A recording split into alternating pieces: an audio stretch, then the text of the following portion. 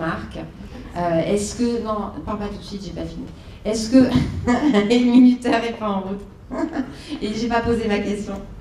Donc voilà, est-ce que c'est un vrai relais de croissance, l'écologie? On va pas dire est-ce que c'est politique, on s'en fout. Est-ce que c'est un vrai relais de croissance ou est-ce que c'est une nouvelle niche pour les investisseurs financiers?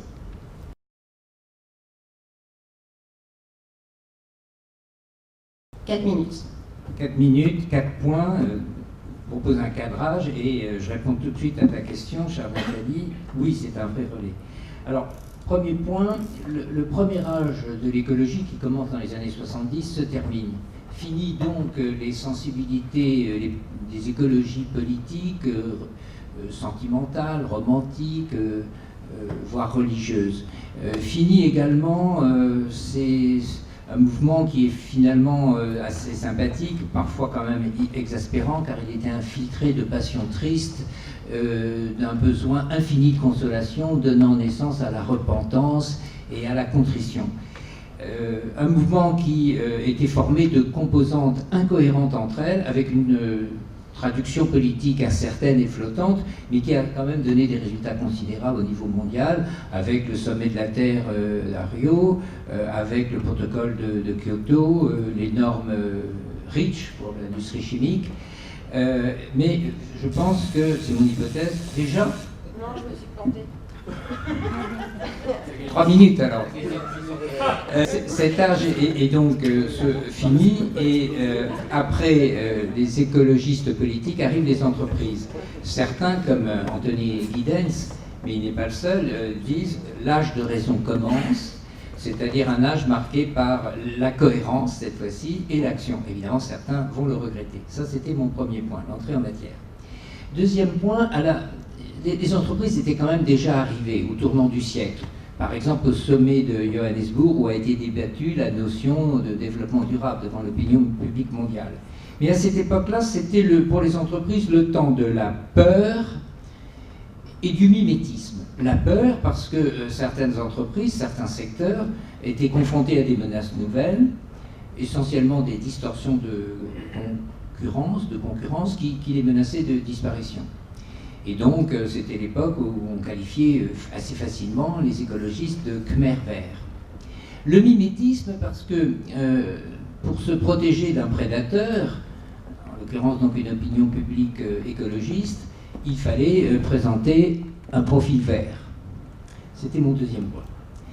Troisième point, le plus important, et c'est là où j'arrive à ta question, les entreprises maintenant découvrent que durable, ça ne veut pas dire seulement dur et nécessité d'être présentable, mais ça veut dire aussi rentable.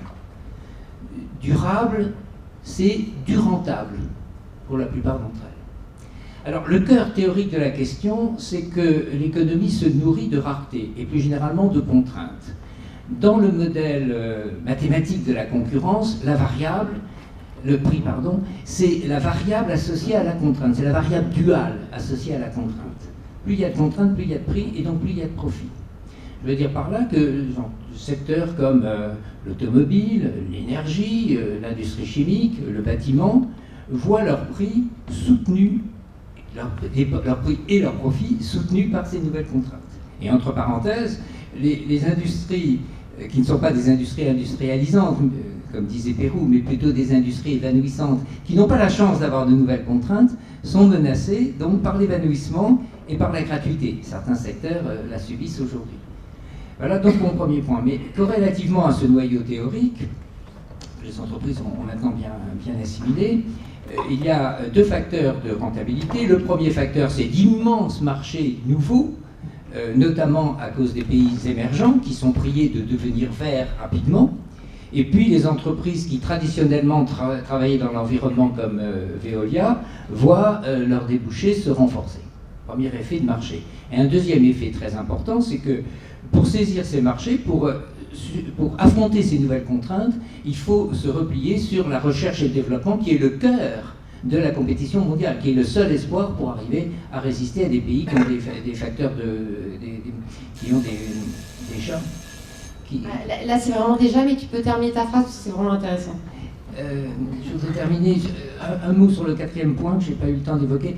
Donc bref, l'innovation, et le livre de Dominique Nora montre bien que la Silicon Valley est devenue verte et des entreprises comme RTE, comme EDF Énergie Nouvelle tirent de nouveaux profits et de nouvelles espérances de cette